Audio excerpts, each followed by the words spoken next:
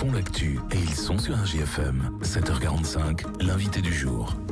Et on est pile dans l'actu. Il y avait hier un conseil municipal, le deuxième depuis la rentrée à Montluçon. Et pour le débriefer, ce conseil, nous recevons le maire de Montluçon, Frédéric Laporte, ce matin. Bonjour. Bonjour Damien, bonjour aux auditrices et aux auditeurs. Merci d'avoir répondu à notre invitation, d'être là au lendemain de ce conseil où a donc été acté, on en parlait dans le journal tout à l'heure, le déclassement. Alors c'est une procédure administrative, entre guillemets.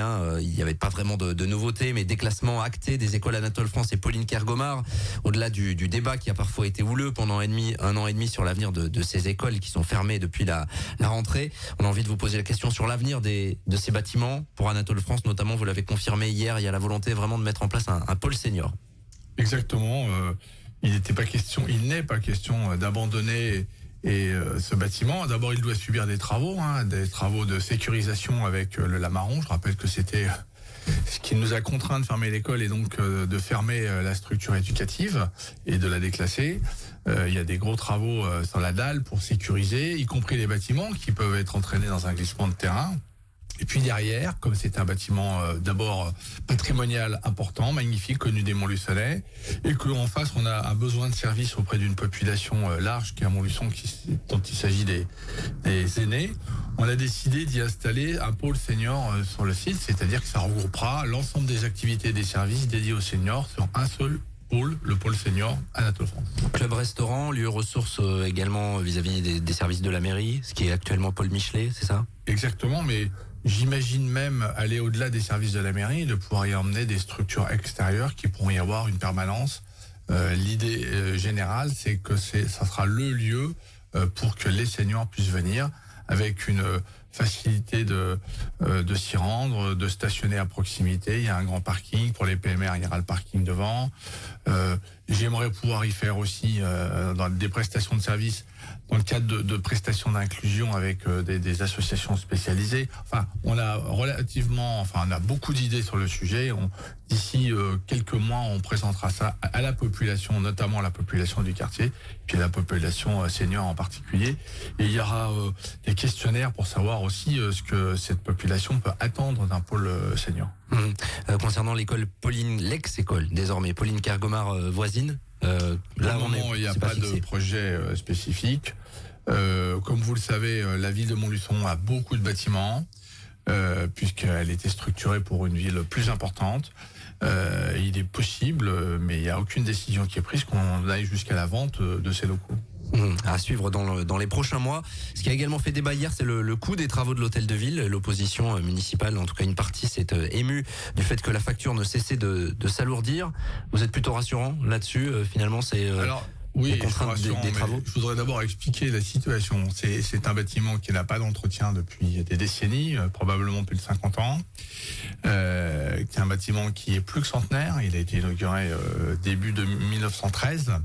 Donc 110 ans, c'est un bâtiment qui est en mauvais état. Il y a des associations, le CCAS et la mission locale qui étaient à l'intérieur qui travaillaient. C'était leurs locaux d'activité dans des conditions pas du tout acceptables en 2023.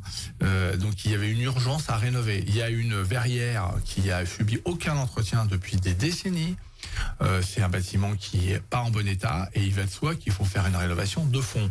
Voilà. Quant au sujet d'hier, c'est l'enveloppe globale, y compris des options type ravalement de façade qui n'étaient pas prévues dans l'aménagement intérieur et la rénovation de la structure, y compris les aménagements type bureau. Alors là, on est sur le mobilier qui n'était pas jusqu'à présent compris dans l'enveloppe de travail. Et là, on a prévu l'enveloppe totale. Et on en a profité pour revenir sur la partie financement. On a annoncé qu'avec le soutien de la région, du département et de l'État, on sera à plus de 60% de financement, donc ce qui restera à charge évidemment pour la collectivité, un peu moins de 40%.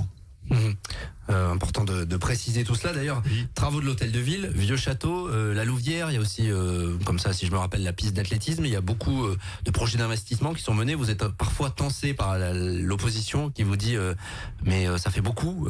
Aujourd'hui, vous estimez il faut investir finalement ? Mais je crois que le job d'une collectivité, c'est d'investir pour l'avenir. Évidemment. C'est vrai que certaines oppositions, quand elles étaient aux manettes, n'ont pas beaucoup investi pour la ville.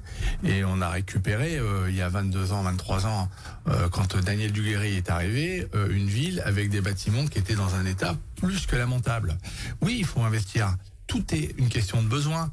Le patrimoine, c'est notre passé, mais ça nous projette aussi vers l'avenir. On dit toujours, pour savoir où on va, il faut savoir d'où on vient. Bon, notre patrimoine, il est essentiel, et on a dit que c'était pour nous un vecteur d'attractivité pour notre collectivité. La piste d'athlétisme, il suffit d'aller voir celle qui existe actuellement.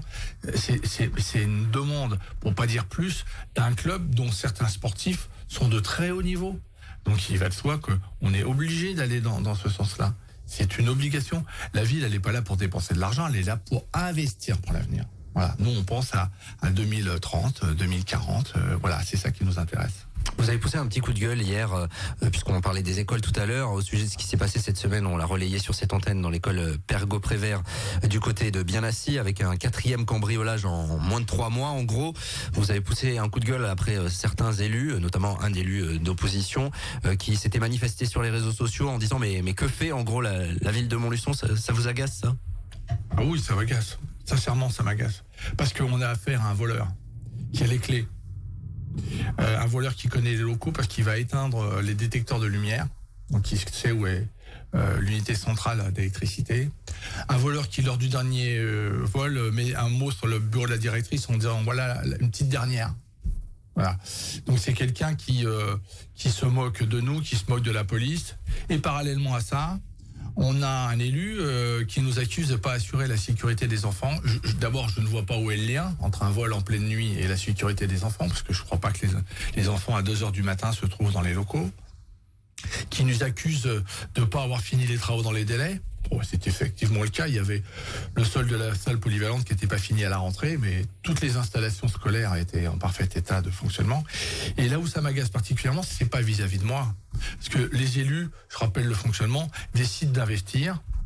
Et puis après, les agents de la collectivité lancent les appels d'offres, les entreprises répondent, les entreprises vont sur les chantiers, font les travaux, elles ont un délai extrêmement imparti pour refaire intégralement une école, c'est-à-dire moins de 2 mois, et les services de la collectivité suivent ces travaux.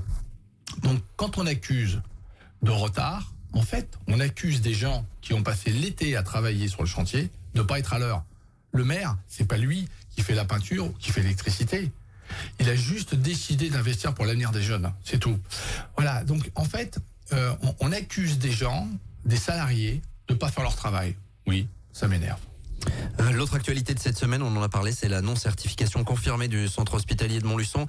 Vous l'avez dit sur cette antenne en milieu de semaine, c'est une décision que vous trouvez injuste de la part de la Haute Autorité de Santé. Au-delà, sur la mise en place de la direction commune, on a un peu de recul maintenant depuis quelques mois. Vous estimez que les choses vont dans le bon sens et que justement cette non-certification, du coup, de ce fait-là, elle n'est pas justifiée? Si vous voulez, il y a une différence entre la précédente direction et celle d'aujourd'hui. La précédente direction, je n'entendais que des critiques.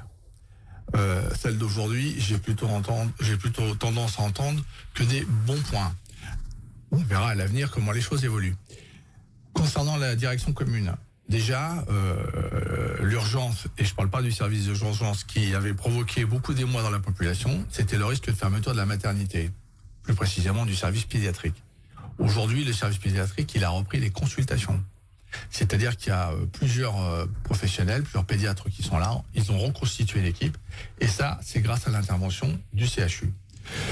Concernant les urgences, on est toujours dans la difficulté, dans la grande difficulté, vous le savez, puisqu'on a même des jours de fermeture, pas totale, mais très partielle. Mais ça, c'est lié à un phénomène tout à fait différent que la problématique montluçonnaise, puisque c'est complètement national. Mais il y a d'autres services, comme le service, j'ai oublié le nom, c'est quand on fait pour les gens qui souffrent de diabète, voilà, j'y suis arrivé. Depuis des années, il n'y a qu'un seul médecin. À partir de janvier, il y en aura 4 nouveaux. Donc, c'est extrêmement important, ce soutien qu'on a de la part du CHU de Clermont-Ferrand. Et grâce à ça, on va probablement sauver l'ensemble des services. Mais il y aura toujours des difficultés, puisque la médecine en France est en grave difficulté. C'est pas une solution miracle, c'est une solution adaptée à une situation d'aujourd'hui. Et je pense que c'est une situation qui va se répéter dans d'autres établissements ailleurs en France. D'ailleurs, ça existe déjà, on n'est pas des grands novateurs. Un hôpital de la taille de Montluçon, il n'y en a pas beaucoup qui sont en direction commune, mais ça existe déjà. Donc, nous, on a simplement fait le choix de la raison. Il y a quelques médecins à Montluçon qui n'étaient pas favorables, mais ils se sont rendus compte que grâce à ça, tout a changé. Aujourd'hui, je suis sûr que si on refait un vote, à part peut-être un syndicat, tout le monde votera pour cette direction commune. Un petit mot de 2 dossiers au long cours, puisque le temps file. Le dossier Imerys, où est-ce qu'on en est pour cette mine de lithium avec l'usine de transformation dont on sait que Montluçon est candidate pour l'accueillir? Alors on travaille toujours avec la société Imerys. Toutes les semaines, on a des contacts, on a des demandes d'analyse, d'études, d'informations sur les réseaux, sur le terrain. Donc ça avance.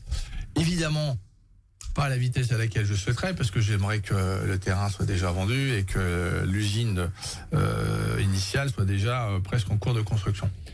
La seule chose que je constate, c'est que je serais assez surpris que cette usine qui était normalement finie d'être construite en 2025 le soit réellement, parce que c'est vrai que par rapport au calendrier initial, on est assez en retard, mais ils ont déjà demandé les autorisations au niveau national pour construire cette usine. Bon, à suivre donc. Pas de nouvelles pour le cinéma, toujours dans les procédures. Je vous pose la question à chaque fois. Aucune nouvelle. De toute façon, oui, comme vous dites, c'est toujours dans les procédures. Les tribunaux mettent un peu de temps à passer en audience. Et puis il reste 30 secondes, en gros c'est un contrôle à montre pour vous. Montluçon va donc accompagner cette équipe de DN2 de cyclisme Atria, donc qui était basée à Gerzat, qui va venir dans le giron montluçonnais avec Horizon Montluçon. C'est bien d'avoir un club de vélo à ce niveau et la ville va aider ce club. Bon, d'abord, il y a plusieurs choses. La première chose, c'est qu'on avait plusieurs clubs un peu dispersés et qui pouvaient avoir des difficultés de gestion, d'organisation. On n'ira pas plus loin. J'avais déjà indiqué à ces clubs que je verrais d'un bon œil qu'ils puissent se regrouper. L'union fait la force. Quand on a des clubs et des associations qui aident à trouver des bénévoles, le regroupement, l'union, la fusion est une solution. Et déjà l'année dernière, on avait rencontré les membres de cette équipe qui avaient pris des engagements avec Gerzat, donc qui ne souhaitaient pas venir immédiatement. Mais c'est globalement, les dirigeants sont globalement originaires de Montluçon, donc ils souhaitaient revenir à Montluçon. Et on va les accueillir avec plaisir autour d'un projet vélo pour l'avenir du club, mais pour l'avenir des jeunes cyclistes de Montluçon. Et puis ça donnera une belle vitrine pour notre bassin et notre ville. On aura l'occasion d'en reparler la semaine prochaine. Merci Frédéric Laporte d'être passé à notre micro. Merci Damien, maire de Montluçon, à tous et à tous. président de Montluçon Communauté. 7h, presque 58 minutes. On revient dans quelques minutes. Tous les matins, 7h45, l'invité du jour en direct sur RJFM. Retrouvez l'invité du jour en podcast sur rjfm.net et l'appli RJFM, mais aussi en replay vidéo sur YouTube et Facebook. RJFM.